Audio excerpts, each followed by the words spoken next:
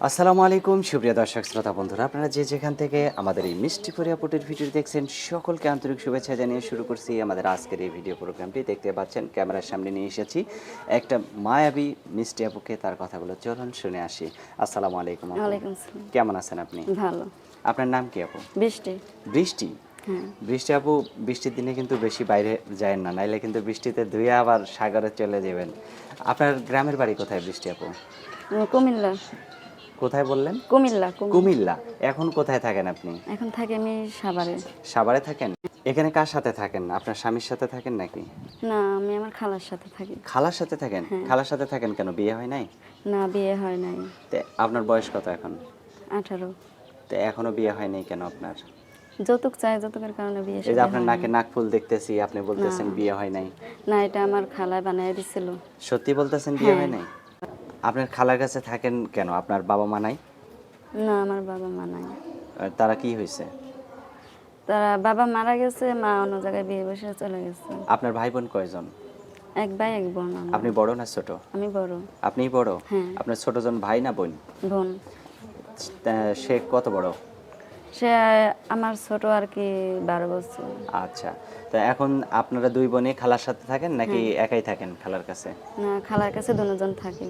তো এখন যদি আপনাকে কেউ বিয়ে করতে চায়, বিয়ে কিরকম মানুষ হলে বিয়ে বসবেন?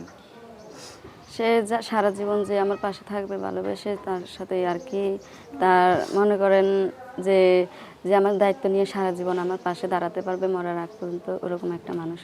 আপনাকেও থাকতে হবে কিন্তু হ্যাঁ। মরার আগ পর্যন্ত তার হ্যাঁ। কাছে, তাই না? আচ্ছা, লেখাপড়া করা হয়েছে আপনার? লেখাপড়া 5 পর্যন্ত করছিলাম, পরে আর করতে পারি নাই। এখন কি কোনো কাজ করেন? হ্যাঁ, এখন কাজ কি করি। কাজ করেন আপনি? আমি সেলাই মেশিনে কাজ করি। তো সেলাই মেশিনে কাজ না করে গার্মেন্টসে চাকরি করতে পারেন না? না, ওই গার্মেন্টসে যাই না, বাজে লোকে বাজে রকমের কথা বলে, এই জন্য আর কি যাওয়া হয় না। তাই যদি কেউ আপনাকে বিয়ে করে, তার যে জায়গার লোকই হোক, আপনাকে যদি তার এলাকায় নিয়ে যেতে চায়, যাবেন নাকি আপনার খালার বাড়িতেই থাকবেন? না, নিয়ে যেতে চলে যাবো।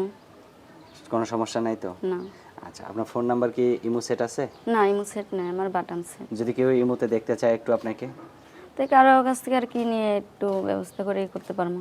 আচ্ছা, অনেক অনেক ধন্যবাদ। আপনার ফোন নাম্বার মুখস্থ বলতে পারবেন না আমি বলে দিব? না, আপনি বলে দেন। আমি বলে দিব? হ্যাঁ। আচ্ছা দেন, আমি বলে দিই, আমার সাথে সাথে আপনিও বলেন। 0177 0177 13 13 17 17 14 14 8। 8। এটাই তো আপনার ফোন নাম্বার? হ্যাঁ, এটা আমার ফোন আচ্ছা, এই নাম্বার। নাম্বারে ফোন দিলে আপনি তো ধরবেন নাকি? হ্যাঁ। কারোর সাথে কি আবার প্রতারণা করবেন? না, না।